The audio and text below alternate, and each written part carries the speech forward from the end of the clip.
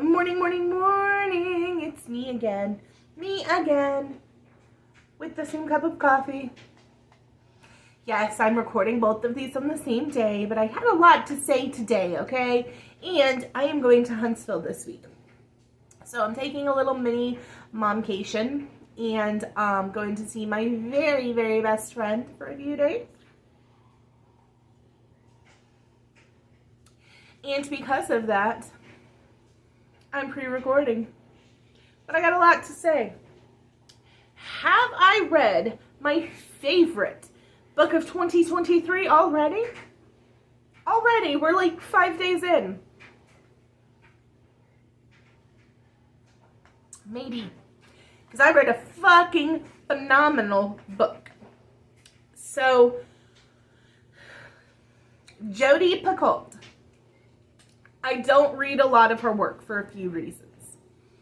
I have to be in the right mental state because her work is emotionally draining for me. I remember I read The Storyteller by Jodi Picoult. I think I have a video on that book way back in the beginning of my YouTube journey. God only knows what the video quality looks like or any of that. But if you go back to the beginning of my YouTube journey, I think I have a Storyteller by Jodi Picoult review. I was not given proper headway when I started that book. It was recommended by my aunt. I had put on Facebook looking for book recommendations, and she was like, The Storyteller by Jodi Picoult. And I was like, heck yeah, my Aunt Diane knows what's up. My Aunt Diane knows all about books. And I read it. Like, raw dog read it. And it gutted me. And I, like, cried for days and days and days. And I said, whew, now I know. Because I also found out that Jodi Picoult wrote My Sister's Keeper. I have not read that book, but I've seen bits and pieces as much as I could stomach of the movie. And my heart, y'all. So,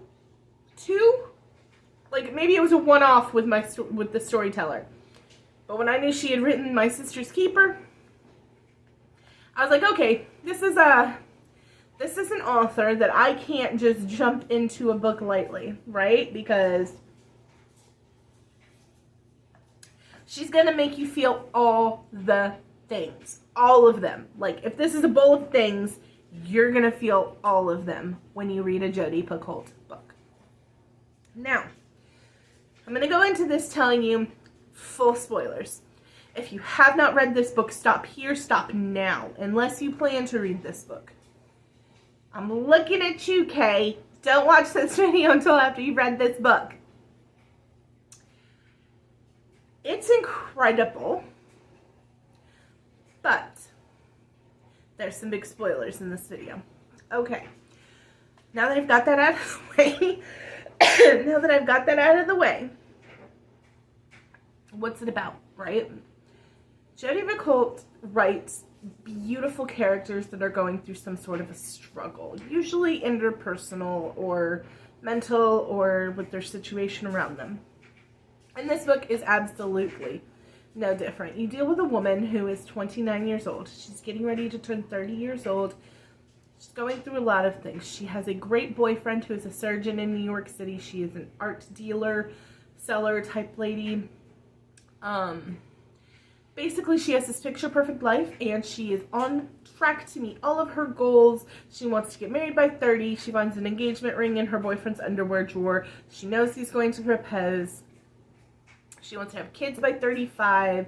She wants to retire by like 45. They're going to move upstate. He's going to work in a small hospital. She's going to be a stay-at-home mom. She has her life planned out, and so far, everything is on schedule.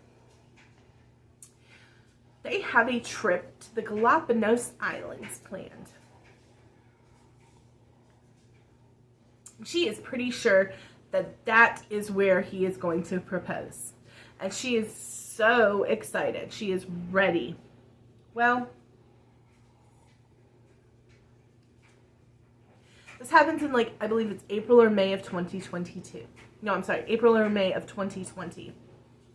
We all know what happened in the spring of 2020, right? So this book deals with directly that, the pandemic. And her boyfriend gets told by the hospital the night before they're supposed to fly to the Galapagos, he can't go. He's a physician, he can't go.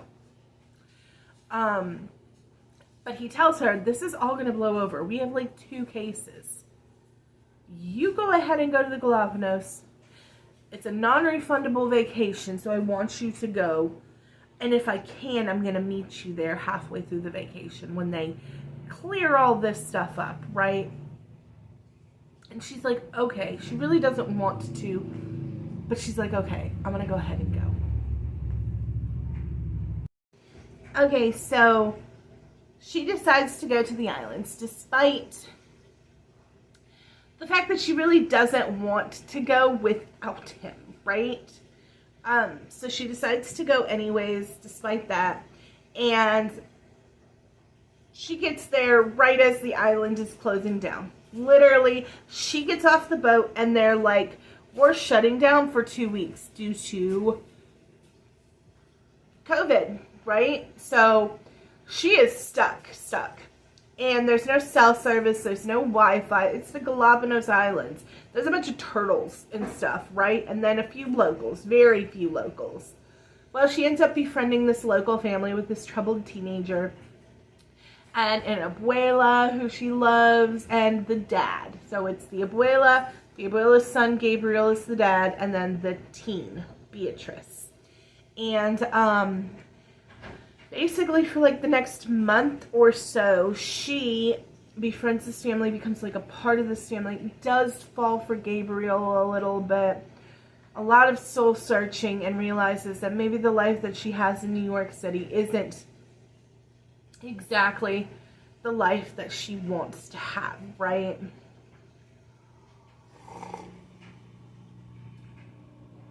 So she goes right before she's supposed to leave to go home, out to the ocean to swim with Gabriel. And they're swimming and she gets caught in a riptide. And she drowns. But when she drowns, she doesn't die.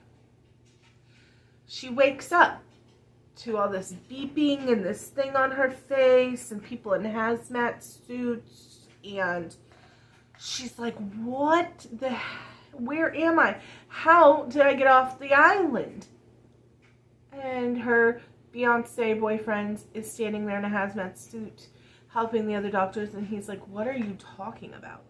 We didn't go because of COVID.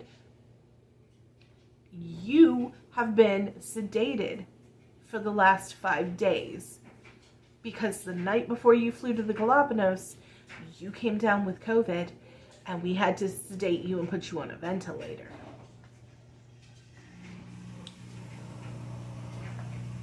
I'm gonna let that sink in for a minute. She never went to the Galapagos. 25% of this book has been about the Galapagos and the people that she met and all of the soul searching she has done on this island. She never went. So Jodi Picoult is really making us question brain activity and what happens when you're in a medically induced coma, and is there alternate realities, and do soulmates exist, and premonitions, and so many things in this book. By the way, her waking up from this sedated coma is only the halfway point of the book. I'm not going to spoil the rest of the book for you. But when I tell you it is incredible and soul-searching and meaningful to the very last word. If you have not read Wish You Were Here by Jodi Picoult. Did I even say the name of the book? I was so overwhelmed with how good this book was. It's called Wish You Were Here by Jodi Picoult. I'm going to put it obviously in the title of this video, but I don't know if I said at the beginning when I started describing it the name of the book. It's Wish You Were Here. Phenomenal. Made me feel so many things. Made me question so many things. Like, realities and past lives and so many things. I can't even word. I had to sit when I read this book. I was texting a couple of different people, and I would send them screenshots, and I'd be like, what the heck is going on in this book? Like, it is that good. Read it. If you are a reader, if you are looking for something that is going to make you question things and make you feel things, Jodi Picoult's Wish You Were Here. Give it a read. I cannot recommend it highly enough because it's just divine and incredible and wonderful and meaningful, especially if you are at a point in your life where you're making like difficult decisions, like going into your 30s or going into your 40s, and you're like, is this the life that I had pictured for myself? Is this happy? It's never too late. I don't believe that it's ever too late to be happy, to make massive changes in your life, right? I'm thinking about going back to school at 37 years old. I already have 1 degree, and I have a decent paying job that lets me work from home and stay home with my kid. And I'm thinking about going back to grad school, guys. I don't think it's ever too late. Is it scary? Oh, yeah. Am I probably going to be in a room filled with 20-year-olds? Yeah. But am I still probably going to do it? Possibly. I need to talk to some people and find out some more things about it, how their job placement is and things like that. But it's definitely something I'm thinking about doing, y'all. I never think it's too late to just uproot your life.